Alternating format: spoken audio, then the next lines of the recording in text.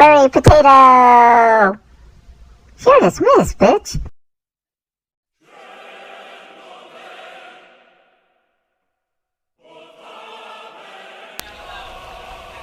That's your policy.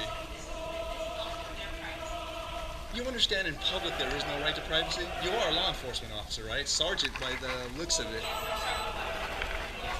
Do you know 148 subsection G? I need to speak to your supervisor. I'm sure there's a captain or a lieutenant. I'm going to have to respectfully decline. I know the law.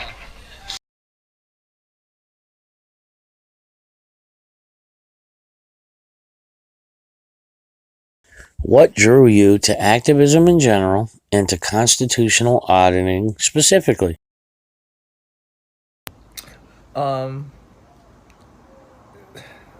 Activism, I've always been a little active in activism. When it came to like homelessness and it came to, trying to help out with transgender issues. And that's kind of what I'm doing here as well. It's not just First Amendment auditing. It's transgender awareness. It's transgender visibility. Just showing people that we're normal. We're just like everybody else. We can go out there and do what we want, just as anybody else can. We can be activists. We have the right to exist. That's part of what I'm doing out here as well, on top of the First Amendment auditing. What drew me to it was I've always liked the fact that these people, and I call them heroes because people overuse the word heroes. I'll give you an example, a firefighter. I'm not putting him down at all, but people say, oh, he saved that baby from a burning building, he's a hero. No, he's doing his job. He's got the proper training. He has the equipment necessary. He has the backup necessary. And he goes in and he does what he's paid to do. The man walking down the street, who is an IT professional that sees a burning building and sees a child up there screaming and crying for help, that guy that runs into that building and puts his own life at risk, runs up there and saves that child and comes down, he's the hero. Police that save somebody from a liquor store, again, they have the body armor, they have the weaponry, they have the training, albeit only 6 months of training, but they have the training. Unfortunately, hairdressers have longer training than they do, but they're the hero. No, they're not. They're doing their job. They're doing what they get paid to do. The auditors that are going out there armed with cameras, those guys are the heroes. Those guys are out there armed with cameras going up against men with guns and tasers and the right to screw with them. And to me, that was huge. I couldn't believe that there were, these dozens of people when I first started looking at the movement, 6-7 months ago. News Now Houston, Johnny 5-0, people like this, Texas Sheepdog, different auditors. I was just like, wow, that's amazing to me. That, I just knew I had to be a part of it, but I had two obstacles. I didn't, with the exception of Johnny, I just didn't really like that style of auditing, and I was transgender. I had seen nothing but these alpha males out there doing it, and I just really thought that it wouldn't be something that I can partake in and be taken seriously. And then one day I saw that Johnny was abandoned outside of the federal detention center, a place where he was just recently assaulted by the detention center's officers. And I was like, no, that's not right. He can't be there by himself. He has no witnesses. He has no backup. I was about an hour away at the time. I hauled ass in my tiny little Prius and doing 90 the whole way. With the Prius screaming, "I'm not made for this," and and got there and let him know that I was watching his live feed and that I knew he needed someone here. And at that point, I asked him if it was possible for me to get into this field of activism. being transgendered, and also, liking his style of auditing, which was more of the Trevor Noah, Stephen Colbert, John Oliver type of news casting, if you will. Just because my whole thing was that I watched enough of the other ones where it was just dry, it was the same old, and I was like, wow, if I have to swallow this kind of bad news every day in this format, I'd end up killing myself. And that's why I think a lot of people watch John Colbert Stephen Colbert and John Oliver and Trevor Noah, because you get your dose of news, but there's, it's easier to swallow with a little bit of comedy, and that's what Johnny 50 put out there. That's what he offered, and I was all about it. And I was like, wow, I can do this now. I can do it my way. So that's where I'm at. As a vet and as a transgender, you have a unique and highly respectable view of the country. Do you feel more activists with similar experience should put themselves out there doing what you do? Yeah. I mean, soldiers for sure. They served, they enlisted with the thought that they are going to preserve the Constitution and Americans' rights, regardless of where they're doing it at. So yeah, I definitely think that, they're slowly but surely stripping our rights away from us. Johnny had mentioned it, that, they want everybody on probation, they want everybody on parole, because that way they can stop you in the middle of the street, no problem, and hassle you. So yeah, I that's not what I enlisted for, and that's not what I doubt that's what anybody else enlisted for. So as far as soldiers, yeah, I think they should definitely get out there and, do exactly this. As far as transgender people, I definitely think they should, live their life fully and not hide in the shadows. I mean, it's 2018. I think they should, do whatever they want to do, whether that be activism or that be just being out there in public, Yeah, so I mean, that's basically it. I don't really think that they should go out and do First Amendment audits, per se, but I mean, if, there's plenty of transgender, no, I don't want to say activists, but YouTubers that are out there showing their visibility, and that helps. And I think what I do helps some transgender people as well, saying, helps them know that, you can go out and be part of society and, collaborate and just be with everybody else. You flew all the way to Texas and joined the rally at Olmos Park. Do you believe the intended point was made? First off, I didn't fly out there alone to Texas. If it wasn't for my subscribers, my Tater Tot Army, that would have never happened. That would have never come to fruition. I'm not rich by any stretch of the imagination. I have bills like everybody else. But they were there for me. They knew I wanted to go there. I wanted to represent us and show those people in Texas, those open carry Texas people, that and also the First Amendment auditors out there in Texas, that they were supported by everyone, and especially by me and my subscribers. And they came through and they got me the funding to get down there, and so it wasn't just me that went down there, it was all of us. And yeah, I do think we made a difference. And you brought 13,000 viewers. Yeah. But yeah, we had 13,000 people that viewed that rally Live. on the live stream, and yeah, I think we made a difference. We went there, especially me, James, and Posting ID. We made it a point to get there the night before to kind of show the way they are, which we did.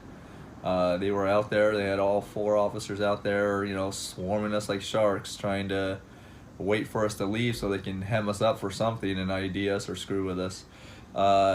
They were nowhere to be found on the rally. They ghosted out. They were cowards. And then me and James and Posting ID went back purposely, because I'm all about reinforcement. And so I convinced them to go back well after the rally, which we did a few hours later.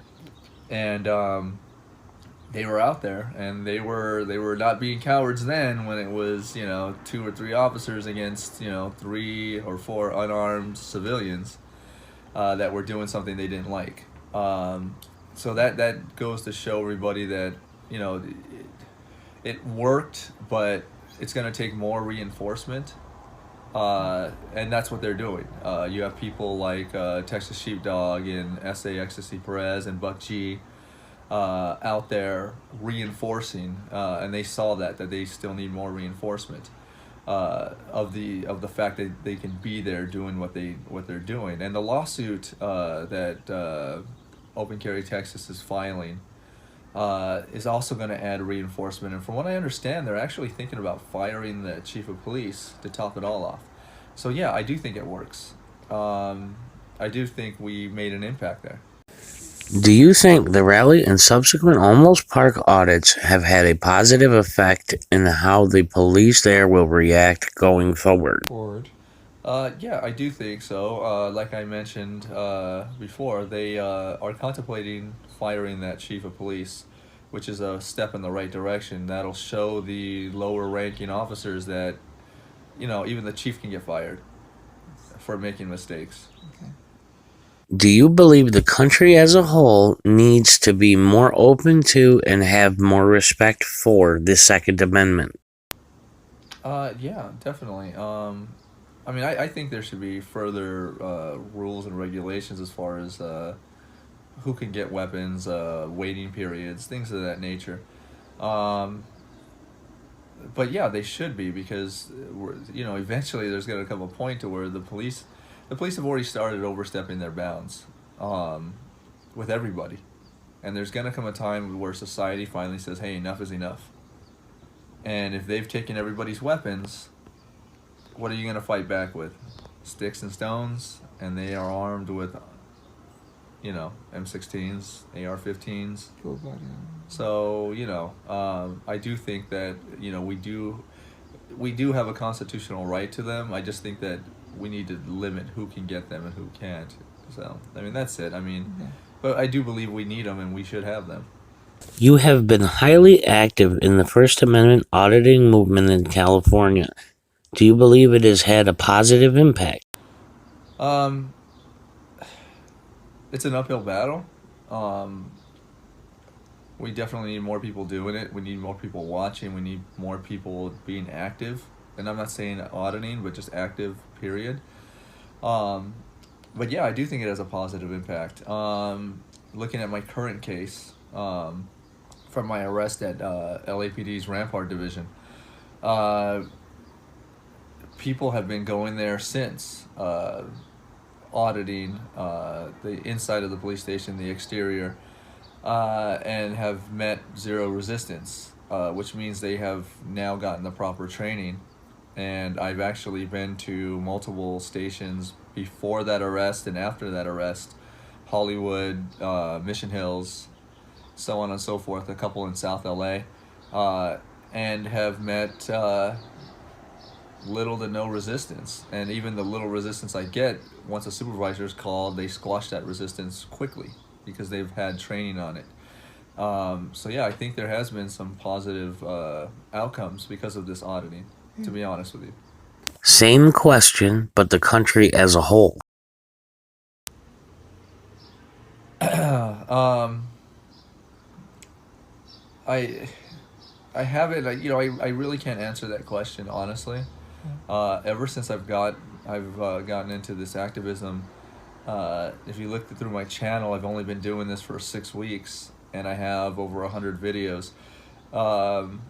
It's really difficult to, start doing these videos, not only doing them, but then having to edit the ones I do. I don't do live. Going to different states. I've been to Texas twice doing this now, and then posting them, and it's just, and then having to work and having to have somewhat of a life with Mrs. Potato. So no, I haven't really been able to watch other people's audits throughout the country. I know there are auditors in Jersey, others in Texas. It's just I just can't watch them all like I was when I was simply a subscriber. So I really can't answer that honestly, but I'm sure they're facing the same uphill battle that we are here in California. You have an amazingly supportive partner, Mrs. Furry, who willingly stays behind the scenes. What is it like to have such support? I don't think I can do this without her, to be honest. She's more than just behind the scenes. She's not just here for like when it's weighing on me and the hateful comments that come through on a regular. To be there for me, to help me weed those comments out. She's much more than that.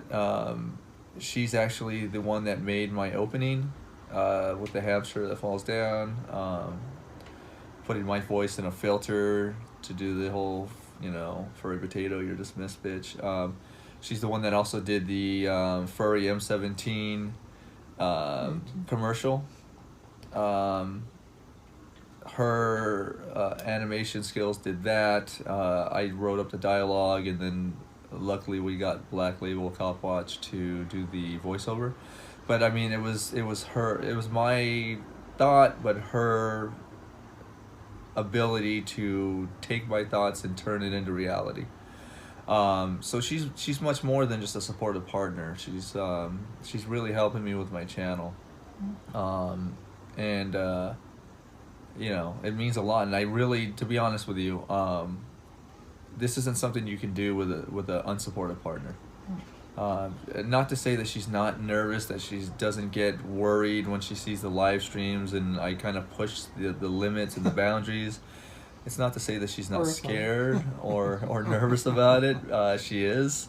Most times she can't watch it, and luckily we have some other, some of the mods call her Mrs. 50, Denise, and Toxic News to kind of let her know that everything's okay. But it's, I have a supportive group as well. It's not just Mrs. Potato, but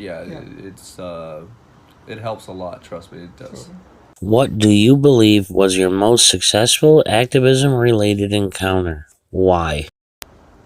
I'd have to say it was my DMV audit. It's multifaceted in that particular one. It was actually the revisit. I actually did 2 revisits to the DMV. The first visit was where I got arrested for filming at the DMV in the public lobby. I revisited it once, solo. The officer that arrested me happened to be there behind the desk where the manager is, and I went there and I reinforced the fact that I was able to film. I broke their balls a little, as I do, but I was able to shove it in that officer's face to let him know, hey, you were wrong, and I'm able to do exactly what I'm doing right now, and I was able to do it back when you arrested me a week earlier. We went back with James Freeman, Monk A83, and Johnny 50, and we met some resistance, not from the employees, but from 3 of the customers, and this is where it gets multifaceted. One of the people at that audit, one of the consumers or what have you, was spouting a bunch of just transgender hate. He was very transphobic. I actually recognized him when he first came in. He gave me a couple of looks that told me that he was going to be an issue if we spent more than 5 minutes there, and sure enough, he was. So I was able to show that crowd that, a transgender person isn't going to just back down and cower because somebody that's almost twice their size is going to sit there and start spewing all that hateful rhetoric. I wasn't going to back down. I actually invited him outside and just have a, more personal, private conversation, if you will, which he declined numerous times. So that showed people that, we're not weak sheep. Not all of us are just going to cower and, hey, we should be happy that society is letting us exist and, this very little bit, as long as we stay in the corner and be quiet. No, I showed a lot of people that, we're allowed to exist, and we're not going to take people's shit like nobody else is going to take that guy's shit. So, yeah. All right. You have worked with an amazing array of activists. If you had to choose one that stood out for whatever reason, who would it be and why? Unfair question. I'm not gonna actually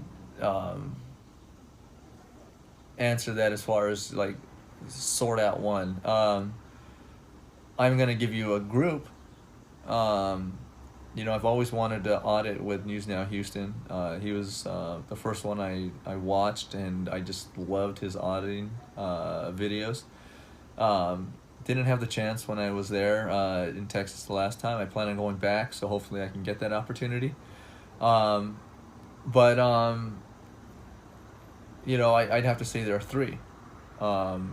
There's Johnny 50, there's James Freeman, and there's Monkey 83. Monkey 83 is just a great guy. He served this country, and that really has nothing to do with it because he's serving it now. Whether he served in the military or not, he's serving this country now, and he's just a straight up, no bullshit kind of guy.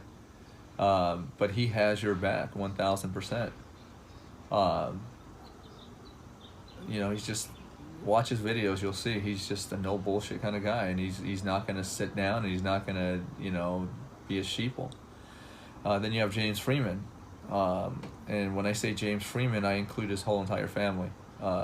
When it comes to James Freeman, Mrs. Freeman and his children, the nicest set of people you ever meet in the world. Knew me, didn't know me from a hole in the wall, and opened up their home to me to audit with James, and now they've done it twice, and I'm hoping the third time. Hopefully I haven't worn out my welcome there. But no, they're amazing people. And then you have Johnny 50 and Mrs. 50. They come as a pair. Mrs. 50 wishes that wasn't the case, but they come as a pair. No, Johnny, with all the shit that people give him, you look through everyone's past videos.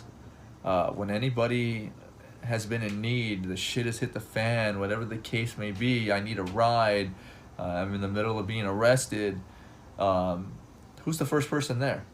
You can say you don't like his auditing style, you can say he's an asshole, you can say he's a clown, you can say whatever you want. But when the shit hits the fan, he's the first one there to save you. He's the first one there to back you up. He's the first one there to jump on the phone and start making phone calls. I mean, you say what you want about him, but yeah, he's the one that's always there for you. Given the range of topics you are an activist on, what advice and or regrets would you pass on to new activists? The biggest thing is, and this was actually relayed to me by Johnny 50,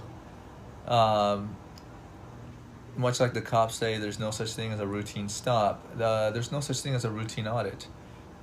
If you look back to my very first audit, I had what I thought was an amazing encounter. It should have been like a 15-minute long video, and it was amazing. I mean, it was by far like gonna be on my top 5.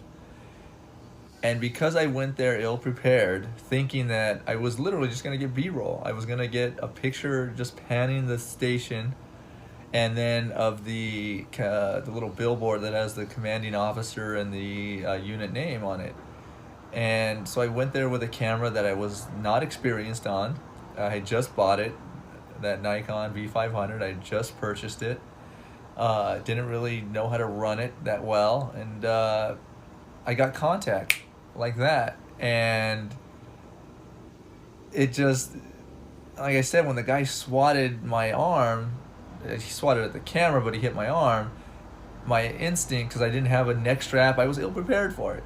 I accidentally pushed the button, the record button, which also, if you push it a second time, stops recording, and didn't bother to check to make sure on my LCD screen that it's still recording, and I'm facing it towards us, and I'm having this perfect, just ridiculous encounter, and it wasn't recorded. So I guess my biggest piece of advice is to be prepared, to have redundancy, have your GoPro on your chest or your head, have your still camera running, have extra batteries, have extra memory cards. If you're going out in the evening, have a flashlight because you don't know if your audit's going to run into the evening or into the night. Be prepared. It's really not a joke. If the police are called, or security oversteps their boundaries, and you don't have it recorded, your side of the story didn't happen. Their side of the story did because they said it did, and that's all that it needs. Okay, does that cover regrets? I guess that's a good deal of regret. I was gonna ask you, is there anything you regretted doing or putting up? This is just me. Is there anything I regretted putting up? No.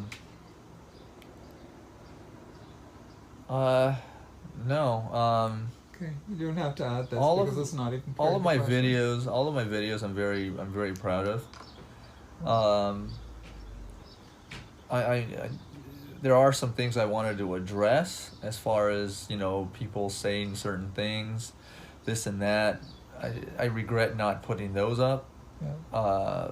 But people don't need to be part of the petty infighting, so we went ahead and just decided not to put those rebuttals and comments up.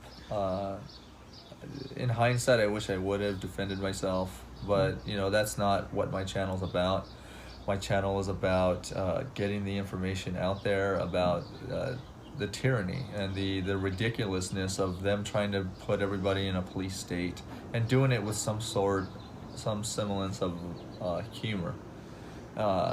People come to my channel to get that knowledge, to get that understanding of what I'm doing, but also lightheartedness is in there as well. And I don't think people come here to see petty infighting and things of that nature. So that's kind of why we decided not to go that route. Okay. And I will not go that route. Do you audit police stations just to get arrested? Do I go to police stations or other places to get arrested? No, absolutely not. Again, being arrested means legal fees,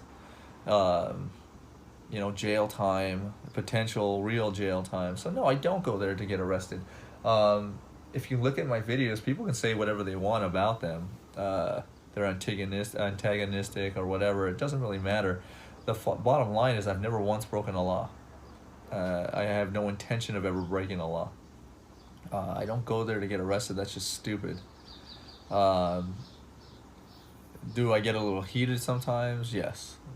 Do I push the boundaries a little? Yes. But am I going there to get arrested? Am I going there to purposely cause a confrontation? Absolutely not. I've been to plenty of police stations where I've gone in and gone out. I went to Mission Hills and they got no reaction whatsoever, and that's great. I mean, that's what we all want. We want the police to understand, not only we understand our boundaries, we want them to understand their boundaries. You've had really good interactions with police, haven't you? Yeah, I've had really good interactions with police. If you look at my Vernon PD, which is my most recent, one of my most recent audits, that corporal was great. He met me at all 3 stops, and he was awesome. He was amazing, and that's how I wish every cop was.